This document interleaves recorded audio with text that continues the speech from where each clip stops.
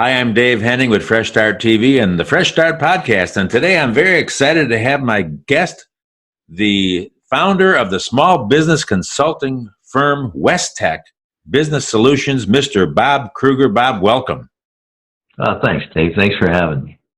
So WBS, or WesTech as it is known, you operate out of the East Bay and the San Francisco Bay greater area. And you founded this company 22 years ago, 1997. Wow. Tell me about that. Absolutely showing you I'm an old guy. Founded in 97. Really, the intent was two things, Dave.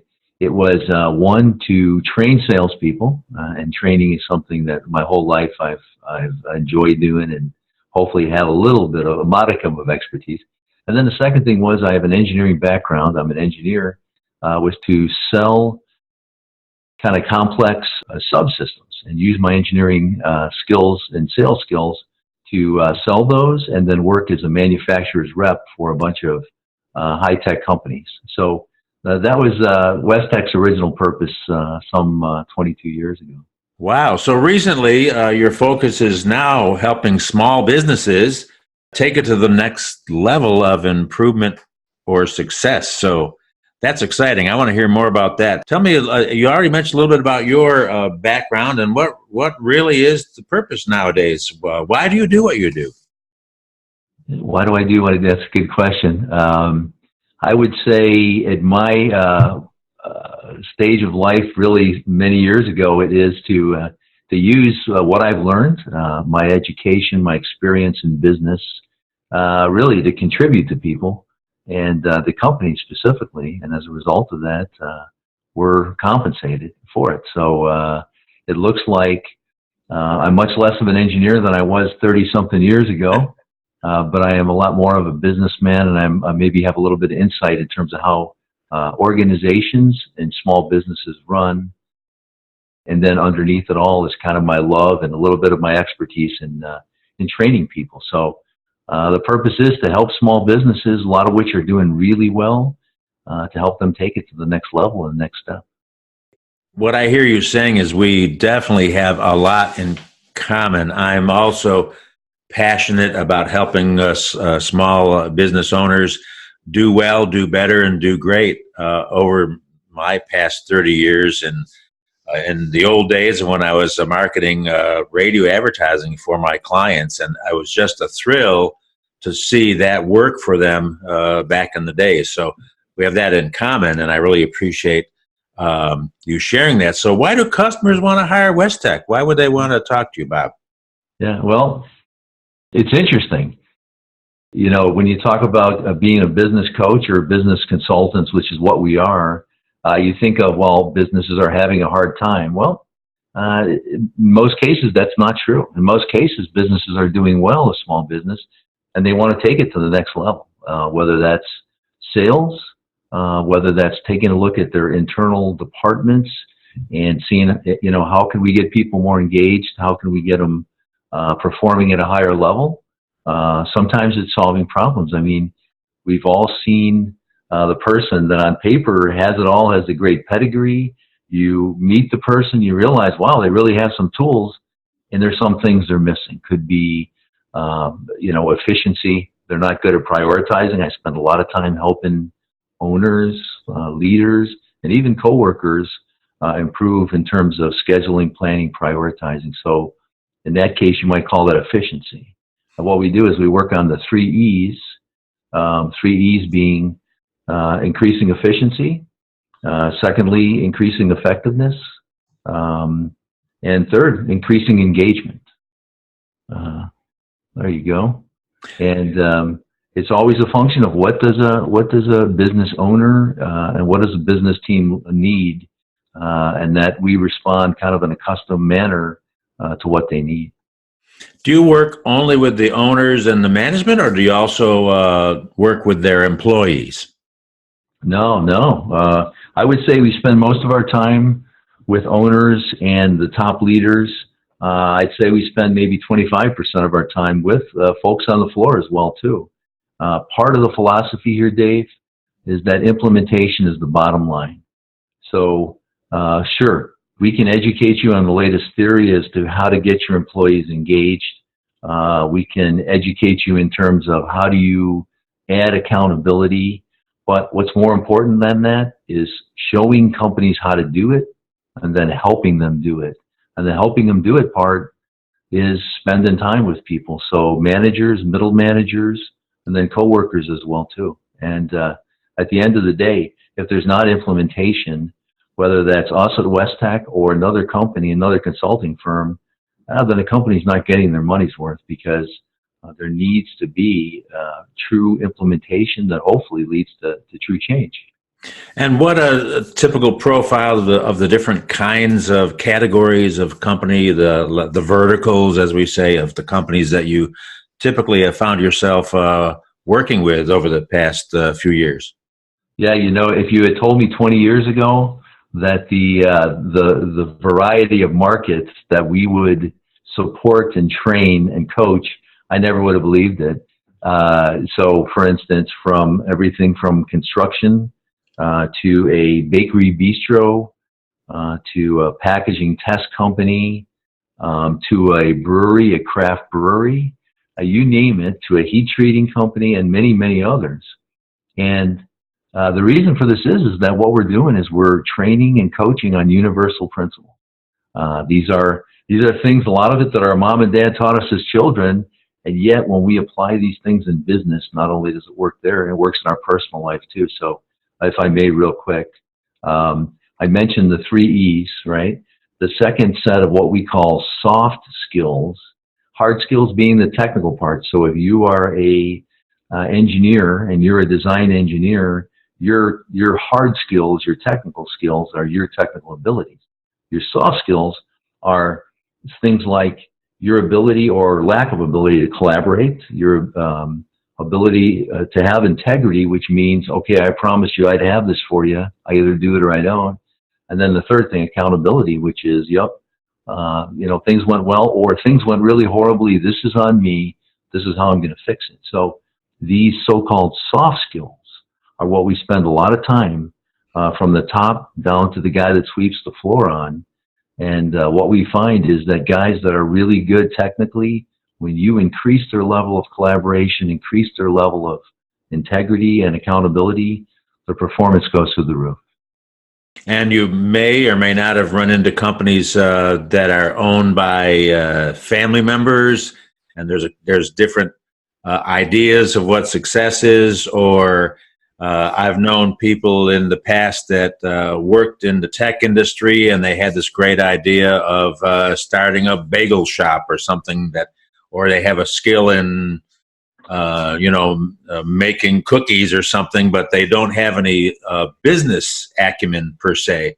And there are certain professions that I know of that they're trained in that level, for example, in the medical profession, but they may not have been taught how do I actually run a business. Yeah. And you highlighted something. Communication is critical, and sometimes that just plain has to be learned. Even though they have the technical know-how of how to create a product or a service and put it out there, but they could be really screwing up their entire business if they don't have the communication skills to make people feel appreciated, et cetera. So does that make sense? Yeah, absolutely. Real quick example, I sometimes give in some of our trainings. One of the trainings we do, among other things, is the 5 dysfunctions of the team. And we talk a lot about working together and the collaboration aspect. True story, real quickly. So when I started out as electrical engineer at Lockheed about 100 years ago, wow. I'm working on a team of guys, and there was a guy there, we're going to call him Billy, and Billy was a genius. So we're all engineers, most guys very good at what they do, and we're under a lot of pressure. Actually, it was the Hubble Space Telescope program we were working on, and we had to go through manufacturing in a short period of time, so everybody had to work together. So we had a guy, Billy, who was without a doubt a genius. He was the best engineer of all of us by 10. But the problem was he would never collaborate with anybody. He would never help anybody. And then when you needed something from him in order to make sure your thing went, it didn't happen.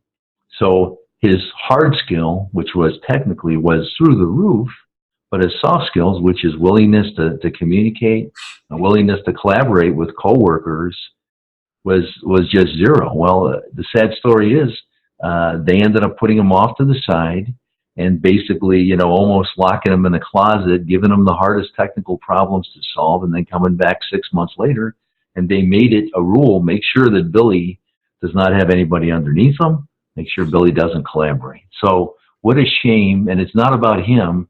What a shame to have these strengths and gifts, but it doesn't matter because it's non-functional in the business world. So those are some of the things that we emphasize with people at all levels. It's ironic that you should mention Lockheed Martin. I actually recently watched the History Channel documentary on the Skunk Works division of Lockheed Martin, and how the entire department had to be top secret and separate themselves from the rest of the company. But internally, as you said, 200 plus engineers had to talk to each other. Yeah. Otherwise, pardon the cliche, it wasn't going to fly. Literally. Yeah. Think of the collaboration required there. It was just amazing technology, but yeah, they had to communicate or they were sunk. So I would argue that's a great example. The reason they were, so successful, it was the Blackbird, the SR-71, right? Right. So they certainly had the technology, but I argue that that's not what made them successful. And boy, was that technology important. It was the collaboration and their ability to cut through all of the bureaucratic paperwork that made that a successful project in an impossibly short time. Hey, man, that's collaboration. So, yeah. Right? Some people, when you're a good collaborator, you get it and you go, man, that's important. When you're a terrible collaborator, you go, no, I don't think that's important. Well, that's kind of how we are as people. So sure. Yeah. There's no such thing as a lone ranger in business. It's not helpful, right? You have to have Tonto on your side to hassle you and get you to talk. Where are you going?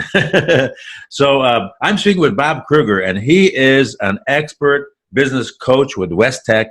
And Bob, this is fascinating. Thank you for sharing that story. That was so apropos for our conversation here on exactly what you do. So in your coaching, do you have canned programs, or is the training customizable, or is it a combination of both?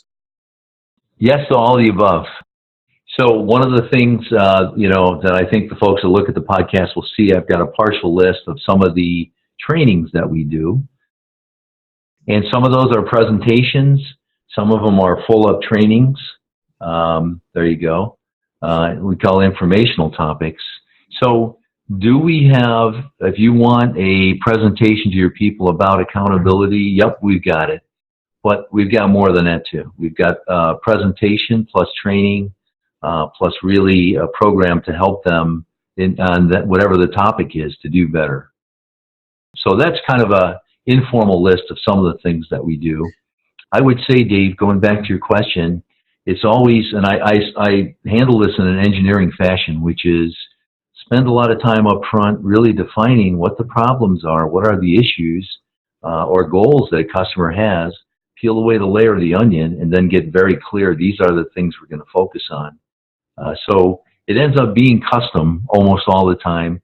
Do I have people that pay us and my guys occasionally to give presentations? Sure. And that's fine. And sometimes that leads to more business. Sometimes it isn't. So we'll do that. But we're more interested, in engagement and long-term engagement. And it's always according to what the customer needs. Clarity is so essential. Let me just highlight a couple of these things off your list. This is quite interesting. 3 core business values for success. What? Just 3? Yeah. Communication, integrity, accountability, as you already mentioned, holding your employees accountable. I like this one. Stop fighting fires and become strategic. Love that. Improving ownership management efficiency and so many more. This is interesting in the age of the Tesla car. Become a hybrid leader manager. Very good. Yeah. We do a mini training on what is leadership, what is management. I know that you're a certified John Maxwell trainer, Dave, and so you know this better than I do. But he really talks so much about leadership. So what we do is define it, and then what we do is recommend and show some examples of, hey, you're going to be most effective if you're a hybrid. You're part manager, but also part leader too. And there's certain ways to do that. So getting back to my question, I kind of talked right over my own question a little bit, but have you had some clients that are a family-owned business, or brother and brother, and et cetera, and the what are the issues that they have with having really different goals and looking at their business differently? How do you handle that? Yeah, in fact, we do. And so one of our current customers now, a tremendous company, wonderful people. They just underwent a transition where ownership was from the owner that started it to two sons and then a non-family member. And yeah, of course, just naturally in that type of thing, there would be concerns. These guys have made the transition from a mom and pop company to a really successful, what would you say? I would say business value based. And by value, I mean they embrace the values that need to happen in terms of, say, things that we've talked about, the CIA. Their collaboration at all levels is improving. Their integrity in terms of supporting each other, both at the team level and all the way down at the guy that sweeps the floor level. And above all, the accountability's gone up. So, yeah, I think there is a few more landmines when it's family run, but absolutely nothing that can't be overcome. Now, what they were concerned and are concerned about, well, they don't want to turn into a corporate monster that, there's no more of a family feel. It's not a personal type thing. And they're doing a great job of walking both lines and really doing them well and not losing the family feel as they grow and they improve their business more. So kudos to these guys. Awesome. Yeah, I'm sure you've run into the butting of heads, conflict kind of things, but you have answers, you have solutions, which is really cool. And quite frankly, I confess, your calm demeanor, I think, communicates a lot. I remember the first time we met down in San Jose, there was just something that drew us together to get to know each other, to become friends, and to talk about business principles and how things function properly. So congratulations to you, Bob. I'm sure that your clients love you for the most part, maybe a few that don't, but you never know. Thank you, Dave. They love me and hate me intermittently. I always tell them the same thing, which is, hey, you're paying us good money, and we're going to tell you the truth. And I got to tell you, you're not going to like it sometimes. But right. I promise you, we're going to tell you the truth. So we do have those days, and it's pretty funny. I mean, these are wonderful people. I mean, different customers. They're all wonderful people. And there's days when I've had a couple guys, owners say, Krueger, this is one of those days today. I really don't like what you have to say, and I really don't like you either, Krueger. It's okay. We're good. I won't get upset by that. Let's get the bigger picture, So as we are drawing to the end of this particular interview, what is the process for people contacting you, and how do you see if you're a good fit to work together? What is your process? What would you like people to do as we ask them to contact you and seek your help and advice and guidance? Yeah, thanks, Dave. It's just as simple as you can give me a call at the end of this. My phone number is there. My email as well. You can go on our website, and which is westechbusiness.com, and you can click on a little note there if you want to get a hold of me. There's in particular mine. We have several other guys in the company and gals as well, but I'm the point man here. And my cell phone, 408-896-0799. So that's the technical part. But what's the purpose? I guess contact me if you have a question or you just want to talk about something, fine, no problem. What we're looking for is a few more customers that we can help. And I would say on our side, and you don't know us, we do our best to deliver more value that's paid for. And then we're looking for customers that are open, that when they say, hey, we really would like to help us change, that we would ask that you do have the openness to change a little bit. And I don't think that's easy to do it sometimes. So, and then the second thing is, I would say, what's the categories we mentioned before? Well, one category is, oh my gosh, I have such a problem in this area. Can you help me? Fantastic. Another great one is, we're doing great. What if we did this, this, and this? What do you think you could do? Man, I love it. And everything in between. So we really are consultants. We do charge by the hour, and what we do sometimes we'll do a full-up program of 6 months at X hours a week, looks like X number of meetings. Our minimum in general to start out with would be 4 hours a week. We try to do more than that, but sometimes customers just want to do kind of a trial thing. So 4 hours a week for 2 months. But at the end of that time, it may be thanks very much, or it may be, come on, let's go do this. We've just started pulling away the layers of the onion. Awesome. Very good. Very good. Outstanding.